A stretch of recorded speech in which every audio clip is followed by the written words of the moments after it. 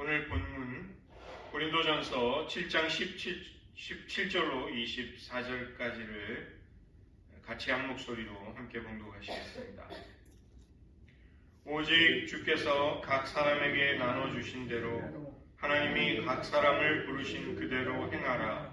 내가 모든 교회에서 이와 같이 명하노라. 할례자로서 부르심을 받은 자가 있느냐?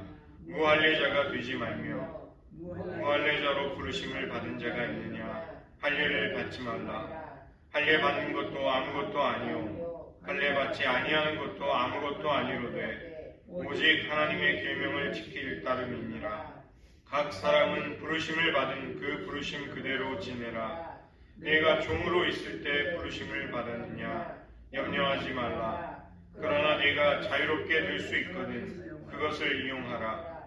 주 안에서 부르심을 받은 자는 종이라도 주께 속한 자유인이요 또 그와 같이 자유인으로 있을 때 부르심을 받은 자는 그리스도의 종이니라. 너희는 값으로 사신 것이니 사람들의 종이 되지 말라. 형제들아, 너희는 각각 부르심을 받은 그대로 하나님과 함께 거하라. 아멘. 기도하시겠습니다. 하나님, 고린도 교회가 고통과 아픔을 겪었던 수많은 결혼과 독신 이혼의 성윤리의 문제에 있어서 저희들도 마찬가지의 어려움에 처하고 있습니다. 경건하지 않고 하나님의 계명과 하나님이 정하신 거룩한 삶의 질서들을 무시하며 살아가는 이 세대 속에 하나님의 사람들로 빛의 자녀로 이 세대를 거스르며 하나님의 거룩한 가치와 질서를 존중하고 주님의 진리를 지키며 살아갈 때 진정으로 주님 안에서 누리는 기쁨과 만족이 우리들의 영혼에 있게 하여 주시옵소서. 모든 말씀 예수님의 이름으로 기도드립니다. 아멘. 오늘 저희들은 7장 1절부터 40절 7장 전체를 살펴보도록 하겠습니다. 오늘 이 장의 주제들은 성윤리에 관한 것입니다.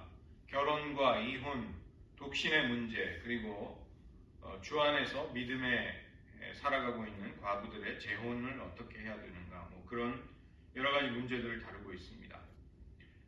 사도 바울이 이 고린도전서와 후서를 쓴 것은 아주 실제적이고 당면하고 있는, 지금 현실적으로 고린도 교회가 마주하고 있는 어려움들에 대한 도움을 주기 위한 그런 목적이죠.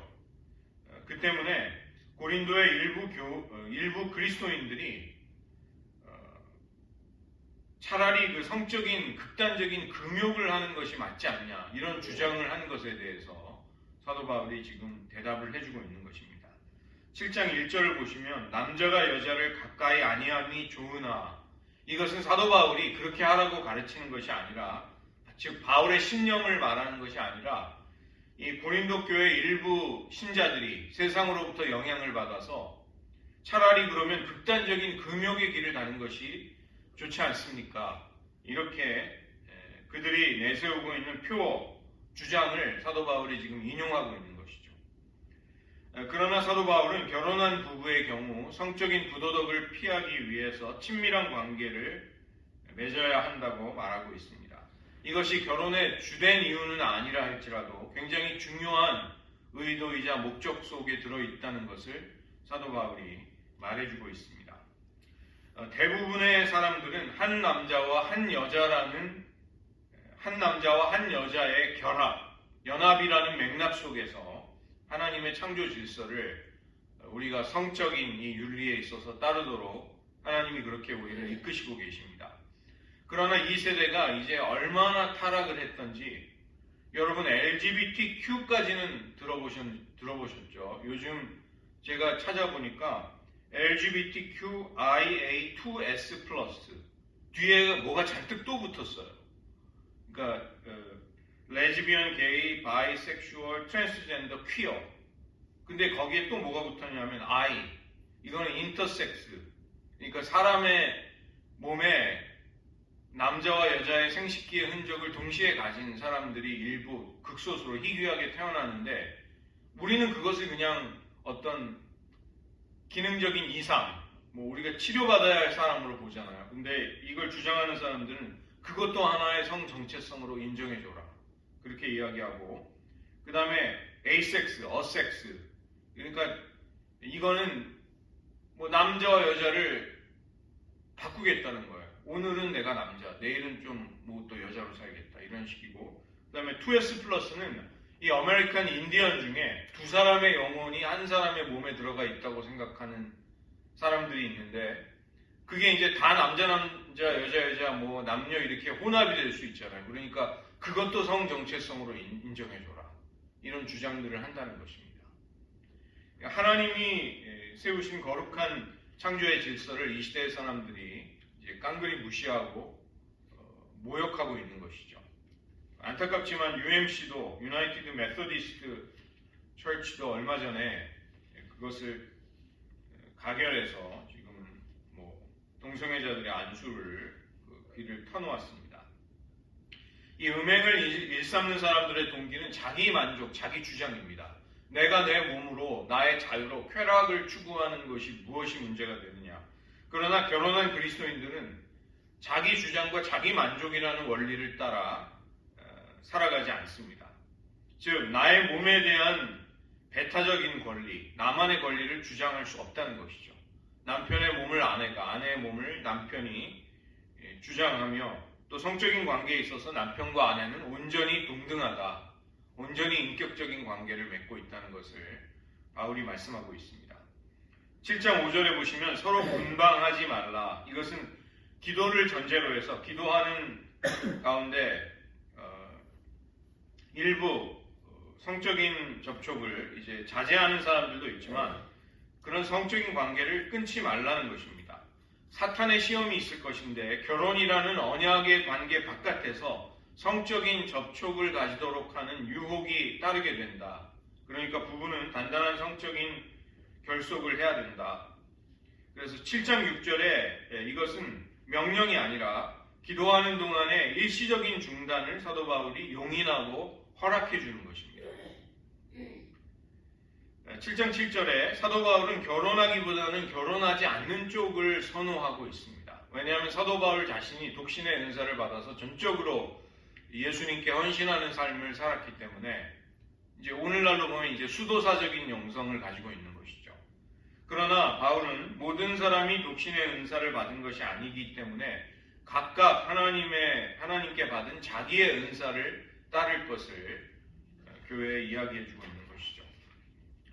두 번째로는 결혼하지 않은 사람과 과부의 결혼, 그들의 독신의 문제가 또 있는 것입니다. 7장 8절에 보면 결혼하지 않고 그냥 지내는 것이 좋겠다 이렇게 이야기를 하는데 이 맥락이 있습니다. 바울이 이것을 이야기하는 맥락은 26절에 환란이 임박했다는 맥락 속에서 지금 혹독한 초대교회가 아주 혹독한 고난을 받고 있기 때문에 그런 맥락 속에서 결혼하지 않고 그냥 지내는 것이 좋겠다 이렇게 말하는 것이고, 그 다음에 바울처럼 살아가는 것을 모든 사람이 똑같이 그렇게 해야 된다 혹은 그렇게 할 수 있다라고 주장하는 것은 아니죠. 그것은 바울처럼 하나님의 나라를 위해 스스로 고자가 된 독신의 삶을 살 수 있는 사람은 은사를 받아야 하기 때문에 그런 것입니다. 이 26절에 임박한 환란이라는 표현은 29절에 그 때가 단축하여진 고로 이제 환란의 때가 가까이 왔다는 것입니다. 이 맥락에서 이해를 해야 되고, 7장 9절에 성적인 욕망을 절제할 수 없을 때 그때는 결혼해야 한다. 자기가 정욕으로 막 불타오르는 사람은 결혼을 해서 하나님이 주신 결혼이라는 언약의 관계 속에서 그 욕망을 합법적으로 거룩한 방식으로 이제 해소를 해야 되겠죠. 그렇지 않다면 이제 죄를 짓기가 쉬운 것입니다. 세 번째는 결혼한 그리스도인들의 이혼의 문제가 또 여기 나오고 있습니다. 사도 바울은 7장 10절에 내가 명하노니, 그러나 이것은 내가 명령하는 것이 아니라 주님이 명령하시는 것이다. 지금 사도 바울은 예수님의 금지 명령을 인용하고 있습니다. 예수님이 결혼과 이혼에 대해서 산상수훈에서 교훈하셨죠. 산상수훈의 5장, 마태복음 5장 32절 나는 너희에게 이르노니 누구든지 음행한 이유 없이 아내를 버리면 이는 그로 가늠하게 하며 또 누구든지 버림받은 여자에게 장가드는 자도 가늠함이니라. 이 음행이라는 것은 남편과 아내의 하나 되는 연합을 깨뜨리기 때문에 결혼 관계를 망가뜨립니다. 그러면 음행의 죄가 있을 때는 절대적으로 결혼 관계가 끝장이 나는가? 그러나 절대적인 의미에서는 그렇지는 않죠. 왜냐하면 그 고멜을 창녀를 사랑하라는 명령을 받은 호세아에게 하나님이 명령하실 때 그것은 영적인 아내가 된 이스라엘이 우상숭배로 음행을 저질렀을 때 그 고통을 당하는 남편 되신 여호와 하나님의 마음을 선지자에게 느끼도록 하신 것입니다. 음행한 아내를 용서하고 사랑할 수 있는 것이 하나님의 사랑인데, 그러나 물론 이 거룩한 분노와 고통이 엄청나게 뒤따르게 되는 일이고, 이제 부정을 저지른 배우자를 용서한다는 것은 물론 쉽지 않은 일입니다. 굉장히 어려운 일입니다. 그러나 불가능하다, 혹은 그것이 법칙이다, 음행이 있으면은 무조건 이혼해야 한다, 이것은 아니죠. 예수님 당시의 유대교의 힐렐 학파는 아무 명분이든지 붙여서 모세가 이야기한 이혼 증서를 아내의 손에 들려서 아내를 내쫓을 수 있다, 이렇게 가르쳤습니다.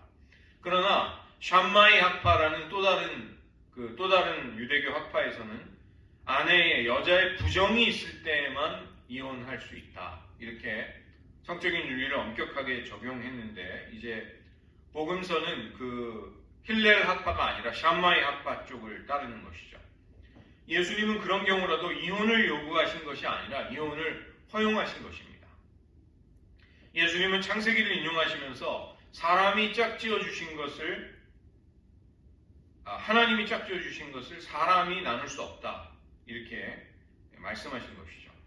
구약에서도 이미 이혼이 여러 경우에 허용이 되었지만 그것은 이스라엘 사람들의 마음의 완악함에 맞춘 것이지 반드시 그렇게 자유롭게 할 수 있는 것은 아닌 것이죠. 지금 우리는 새 언약, 그리스도의 새 언약이 임한 가운데 살아가고 있습니다. 그래서 마음의 완악함이 이 이혼의 사유가 될 수는 없는 것이죠. 예수님은 결혼이 영원히 지속되도록 하신 하나님의 본래의 의도를 재확인해 주셨습니다.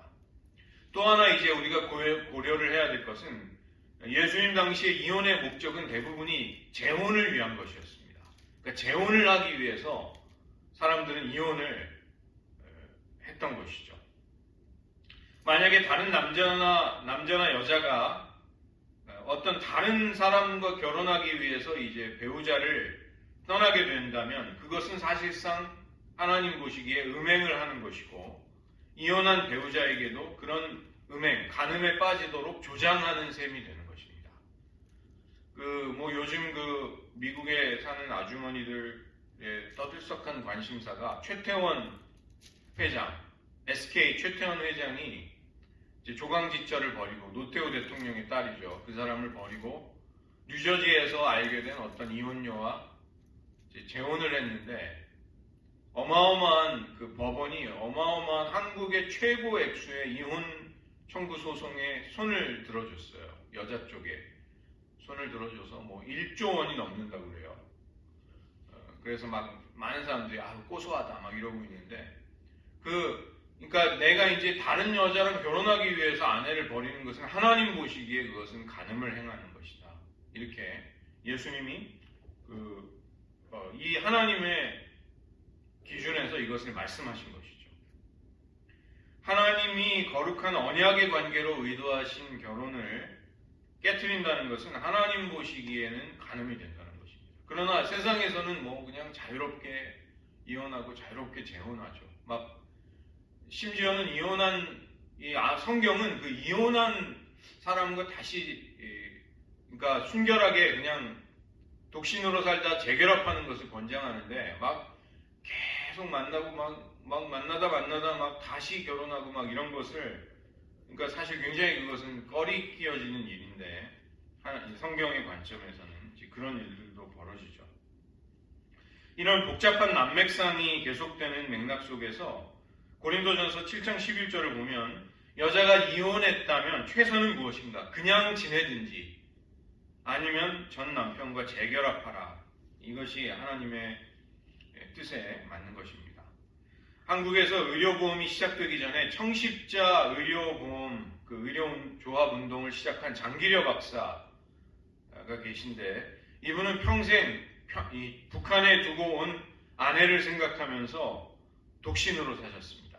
돌아가실 때 부산에 있는 고려신학대학 그 건물 옥상에 있는 옥탑방에서 홀로 사시다가 주님의 부르심을 받으셨어요. 그분은 성경을 따르고 싶었던 것입니다. 내가 아내와 뜻하지 않게 결혼 관계가 전쟁으로 분단 상황에서 어쩔 수 없이 지금 그것을 이어가지 못하지만 나는 하나님 앞에 가서 내 아내를 만나기를 원했던 것이죠. 우리는 주님의 가르침을 물론 당연히 존중해야 됩니다. 그러나 이제 이 이혼의 문제라는 것은 굉장히 복잡한 우리들의 현실을 반영하고 있습니다. 아주 미묘하고 어려운 문제들이 있는 것이죠. 예를 들면 학대와 폭력을 휘두르는 배우자인 경우 그럼 무조건 참고 살아야 하는가? 그걸 법칙처럼 적용하기란 또 이 목회적인 돌봄의 관점에서 볼 때는 상당히 또 어려운 것이죠. 많은 경우 여자가 이혼을 당하는 고대에 여자가 사회적 약자였기 때문에 이제 그런 것을 전제로 하는데 귀책 사유가 잘못이 남편 쪽에 남성에게 있을 때는 그러면 어떻게 할 것인가 이런 문제도 있죠. 일방적인 희생을 힘이 더 약한 쪽에게 강요하는 것을 마치 성경적인 것인 양 우리는 생각해서는 안 되겠습니다. 그리스도 안에서 남자나 여자나 평등하고 동등한 인격을 가지는 것이죠.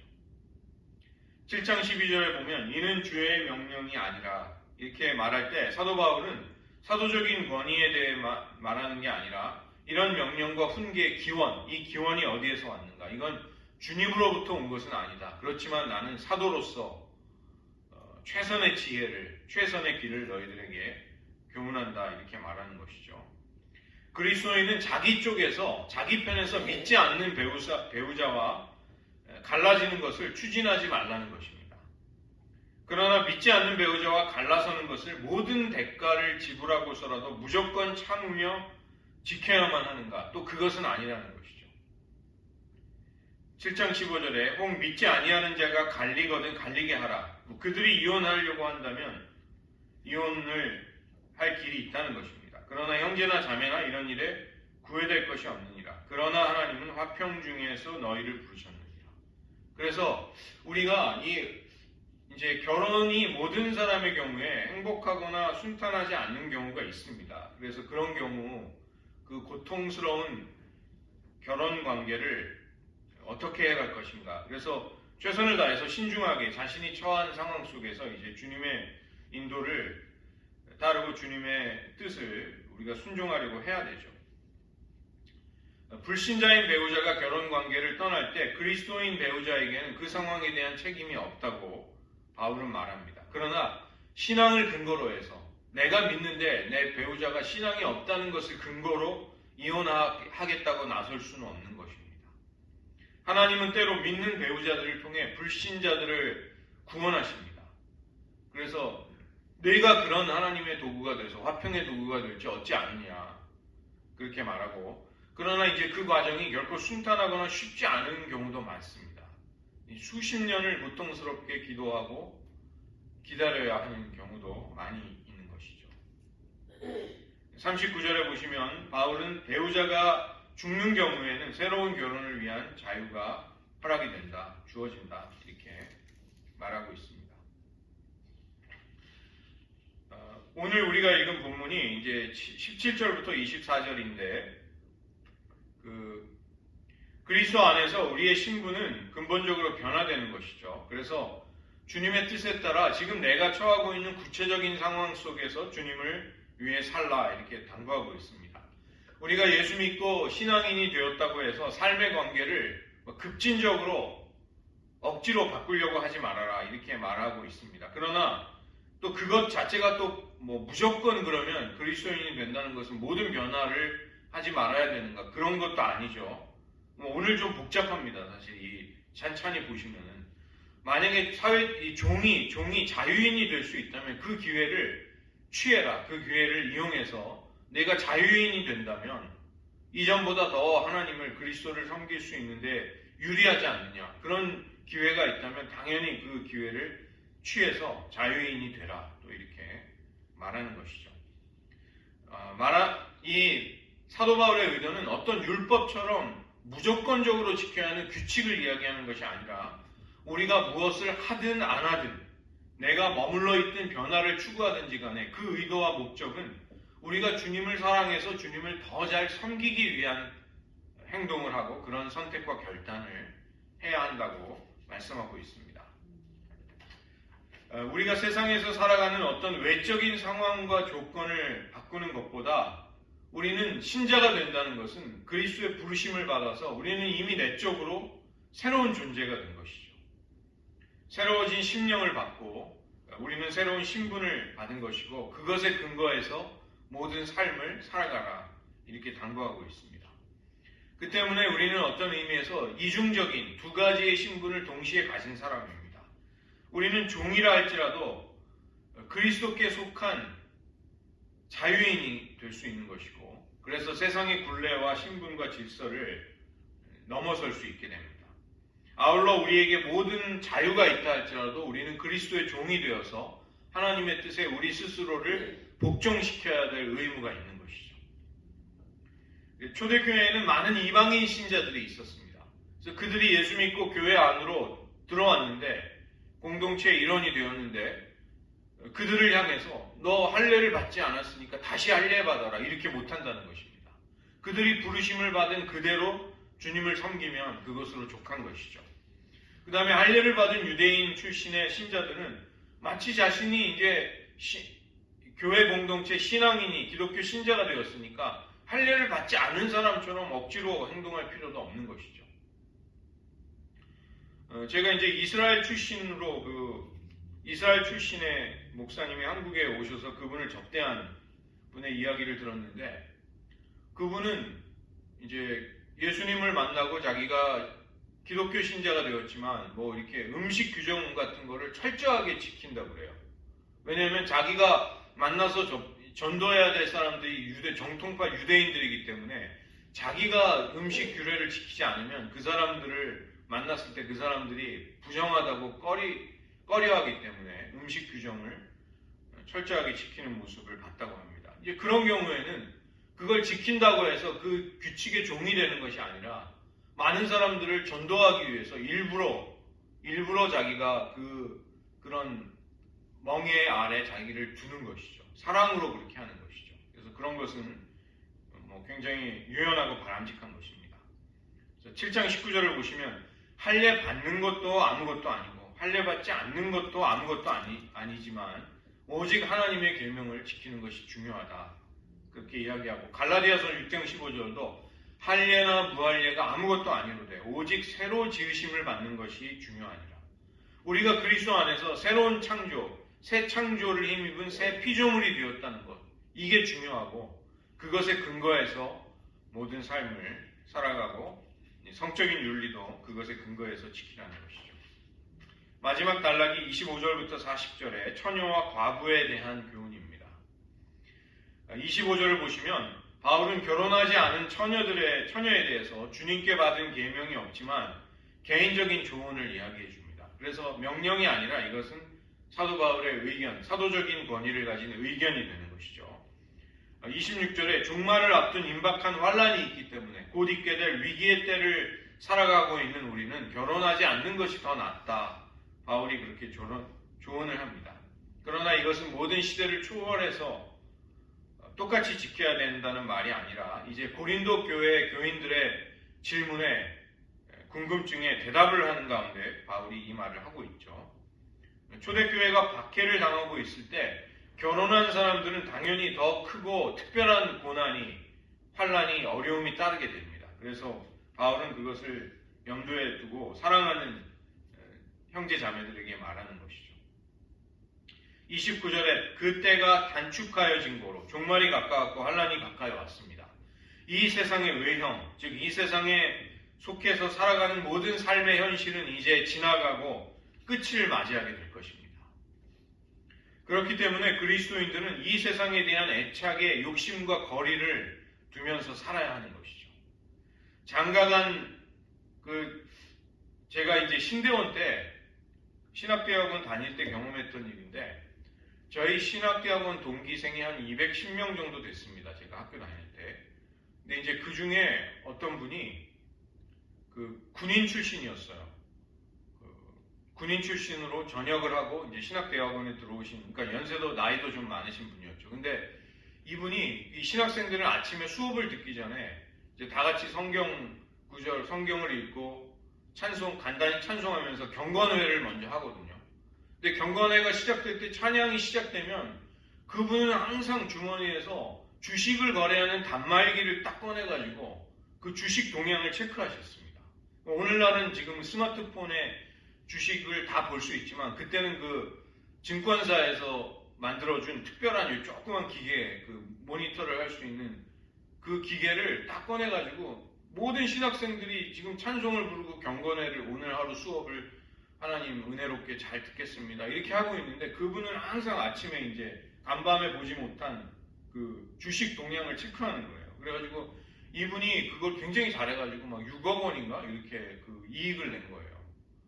그래가지고 뭐 들리는 얘기로는 그 교회 신자들이 찾아와가지고 전도사님 어디가 종목주예요? 어디에다 넣어야 됩니까? 이거를 이제 아니 그게 그러니까 이게 좀 바람직하진 않은 거죠. 우리 이게 교육자에게 와서 기도할 때 뭐 어떻게 해야 됩니까? 뭐 성경에 이게 뭡니까? 뭐 우리 신앙생활 어떻게 해야 됩니까?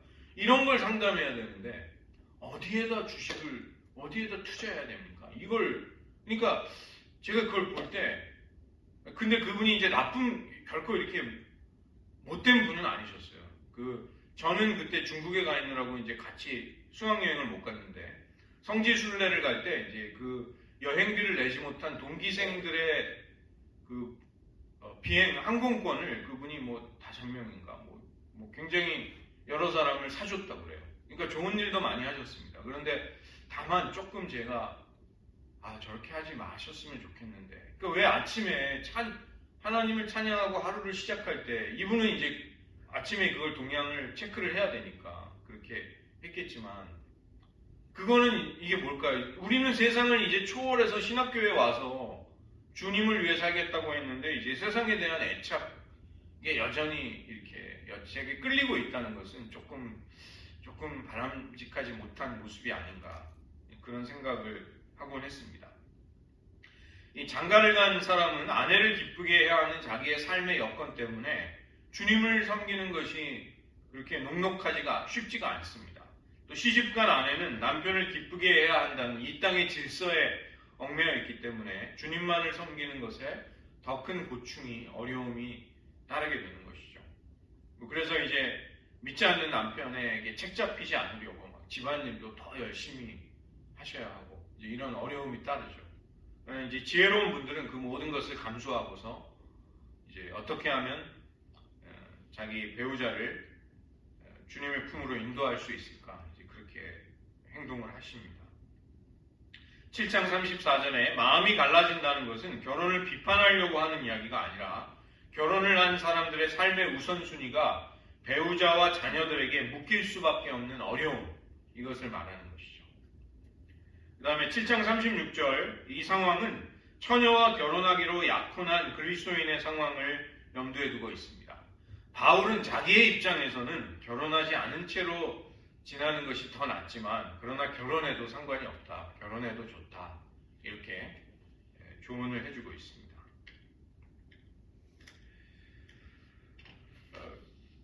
7장 39절에 그리스도를 섬기는 과부들, 즉 남편이 죽어서 남편의 법에서 해방된 사람들은 이제 자유롭게 재혼할 수 있는 자유를 얻죠. 그러나 재혼을 한다 할지라도 반드시 그리스도 안에서 하라. 즉 신자들과 재혼하라. 이렇게 당부하고 있습니다. 저희가 이제 여러 가지 지금 복잡한 사례들을 살펴보기는 했지만 아무튼 지금 우리들의 삶이라는 것은 고린도 교인들의 현실만큼이나 지금 성적인 방종과 극단적인 금욕 이런 것들이 굉장히 혼란스럽게 혼재된 그런 시대를 지금 우리는 살아가고 있습니다. 그 때문에 우리는 음행을 피하기 위해 결혼하라는 실제적인 권고를 듣고 남편과 아내는 서로가 서로에게 성적인 연합과 또 하나됨의 책임과 의무를 다하는 것이 바람직하다 이렇게 당부하고 있는 것이죠. 저희는 오늘 말씀을 의지하면서 기도하기를 원합니다. 지금 우리들이 살아가는 시대가 어떤가 한번 보신다면 혼전 관계와 불륜, 그리고 신중하지 못한 충동적인 결혼 혹은 이혼이 그런 것들이 관대하게 광범위하게 이루어지고 있습니다. 우리는 어떻게 정결함으로 우리의 가정과 나 자신을 지킬 수 있을까요? 결혼과 독신 모두가 다 주님이 주신 은사이기 때문에 우리들 각자에게 주신 은사를 따라 결정하고 주님이 부르신 그대로 주님과 함께 거하라. 이것이 사도 바울의 큰 원칙입니다. 결혼 제도를 두시고 이혼을 금하신 하나님의 뜻에 따라 이혼하더라도 다시 합하거나 그대로 지내라 이렇게 당부하고 계시는 것이죠. 불신자의 배우자의 불신이 이혼의 사유가 될 수 없기 때문에 우리를 통해 믿지 않는 배우자가 하나님을 만날 수 있도록 그렇게 거룩하게 되는 은혜를 우리는 구해야 하겠습니다. 이 시간 잠시 우리들과 우리의 자녀들의 삶을 헤아려 보시면서 하나님 우리 가운데 거룩한 가정들, 경건한 가정들이 세워질 수 있도록 또 결혼의 참된 기쁨이 회복되는 일들이 일어나도록 기도해 주시고 하나님의 사람들이 하나님의 말씀에 순종하는 것을 통해 이 땅에 아름다운 모습이 보여지게 하소서. 또 지금 이 결혼을 통해서 여러 가지 어려움과 고통에 휘말린 수많은 분들이 우리들의 곁에 많이 있습니다. 그분들에게 하나님의 긍휼과 은혜가 있도록 기도해 주시기를 바랍니다. 잠시 기도하시겠습니다. 하나님 아버지, 하나님께서 우리를 각자 결혼으로든 독신으로든 우리를 부르셨습니다. 우리를 부르신 그 부르심에 합당하게 살아갈 수 있도록 도와주시고 하나님 믿는 자들의 가정이 경건하고 거룩한 하나님의 언약을 지킬 수 있는 귀한 도시를 도와주시고 그런 말미암아 참된 기쁨과 자녀들의 성장이 안전하고 행복한 데서 이루어질 수 있도록 하나님 도와주시옵소서.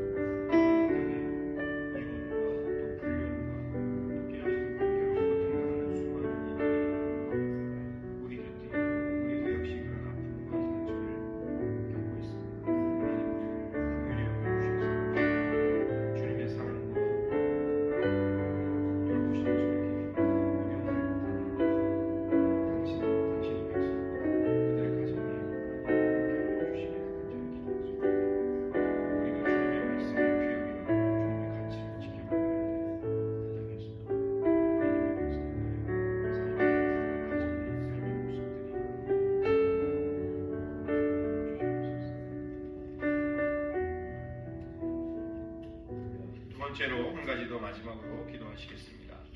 우리는 영혼의 갈증을 배우자를 통해 만약에 해결하려고 한다면 계속해서 목마르고 갈급할 수밖에 없을 것입니다.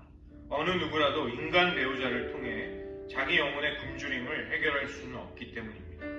결혼을 했든 미혼이든 독신을 선택했든 아니면 배우자의 죽음을 경험한 사람으로 살아가든지 간에 우리는 우리의 현실 그 자리에서 주님이 기뻐하실 수 있는 선택을 할 수 있기를 이 시간 기도하기를 원합니다. 우리는 사나 죽으나 우리를 값으로 주고 사신 그리스도의 종으로 살아가야 하겠습니다. 사람의 종으로 살지 않게 하소서. 우리를 부르신 그대로 은사대로 주님을 섬길 수 있게 하소서. 타락하며 성윤리가 무너져 버린 이 시대 속에서 우리와 우리의 자녀들의 삶이 하나님을 사랑하고 섬기며 주님을 위해 구별된 삶이 되게 하소서. 한 번 더 마지막으로 기도하시겠습니다. 하나님 아버지, 우리를 값주고 사셨으니 우리는 그리스도의 것이요 사람의 종이 아님을 고백합니다. 하나님, 우리가 이 땅의 질서와 이 땅의 편견과 하나님의 뜻이 아닌 것을 굴레를 짚고 살아가지 않도록 도와주시고 하나님이 주신 자유 이 땅에 진정한 자유를 맛보게 하여 주시옵소서. 또한 우리가 그리스도의 종이 되어서 하나님께 순종, 스스로 자발적으로 순종하는 삶을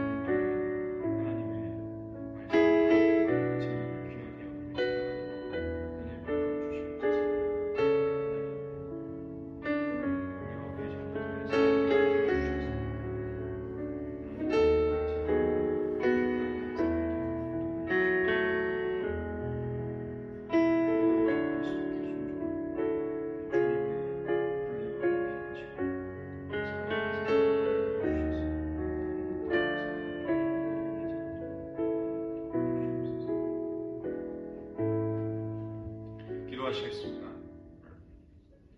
하나님 아버지, 지금 저희가 마주하고 있는 현실은 고린도 교회 교인들의 혼란스럽고 어려운 상황만큼이나 고통스럽고 복잡한 것이 사실임을 인정하지 않을 수 없습니다. 하나님, 우리를 긍휼히 여겨주시고 우리와 우리의 자녀들의 삶 그리고 그 가정들을 붙들어 주셔서 하나님의 은혜를 통해 결혼의 거룩한 언약의 관계를 지킬 수 있는 은총을 주시고 또 우리가 배우자에게 최선을 다해서 섬기고 사랑하는 삶을 살아갈 수 있도록 우리 자신을 내어주는 삶을 살아갈 수 있도록 은혜를 더하여 주시옵소서. 하나님, 이 땅의 수많은 사람들이 하나님의 거룩한 창조의 질서와 가치들을 무시하며 경멸하며 깨트리며 살아가고 있습니다. 하나님, 성도들의 삶이 그 한가운데에서 주님께 순종함으로써 아름다운 본이 될 수 있도록 하시고 거룩한 영향력이 교회에서 발휘되는 일들이 있도록 도와주시고 또 우리들 역시 이런 결혼과 이혼의 많은 아픔과 어려움의 문제가 우리들 안에 있습니다. 하나님, 그 가운데 함께하여 주셔서 우리 안에 회복과 하나님이 주신 긍휼히 여기시고 우리들 돌보아 주시는 은총 속에 저희들 살아가게 하여 주시옵소서. 우리가 타인을 무조건 어리석게 정죄하거나 판단하는 자리에 서는 자들이 아니라 고통과 아픔을 당한 이들의 마음을 헤아리며 위하여 기도하고 또 우리가 사랑으로 서로 섬기며 교회 공동체가 그런 아픔을 서로 나누고 서로 보듬어 줄 수 있는 사랑의 공동체가 될 수 있도록 은혜 베풀어 주시옵소서. 모든 말씀 예수님의 이름으로 기도드립니다.